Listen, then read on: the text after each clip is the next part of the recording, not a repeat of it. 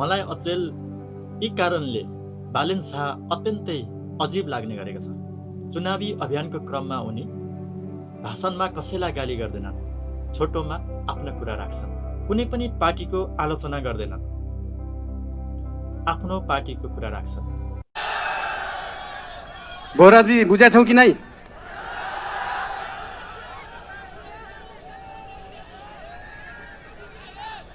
खल्तीमा पैसा नभएको विपन्न गरिबले शिक्षा पाउनु पर्यो, त्यो हो हाम्रो एजेन्डा।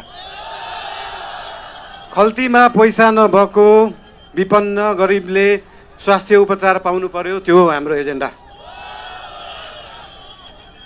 2 वर्षमा बन्ने बाटो 20 वर्षमा पनि बन्दैन, 1.5 वर्षमा बन्नु पर्यो, त्यो हो हाम्रो एजेन्डा।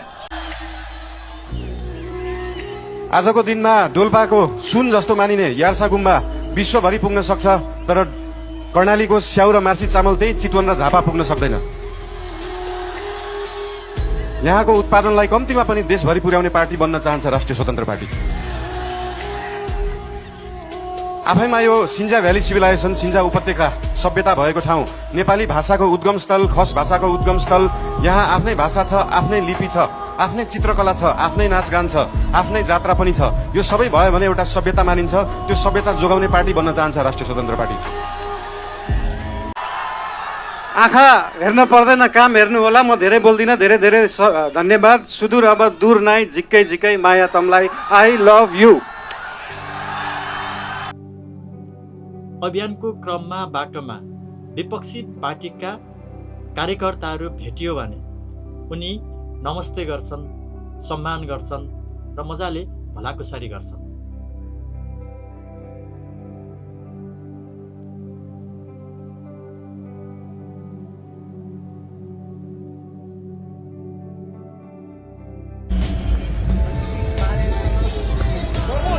आराम हुन्छ,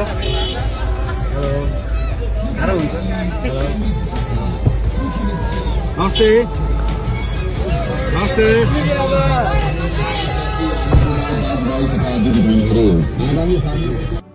यति भन्दै गर्दा म बालेन शाहको पार्टीको मान्छे चाहिँ होइन।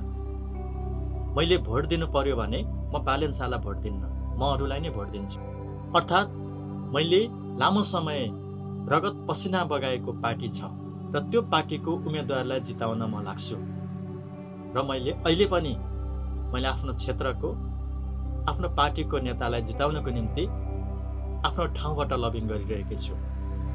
तर म फरक पार्टीको मान्छे हो भन्दैमा आफ्नै पार्टीको उम्मेदवार मात्रै राम्रो हुन्छन्, अन्य पार्टीको उम्मेदवारहरू चाहिँ सबै नराम्रा हुन्छन् भन्ने चाहिँ मलाई लाग्दैन।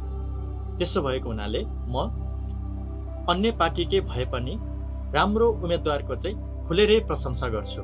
यत्तिको चाहिँ म चेतना राख्ने मान्छे हो।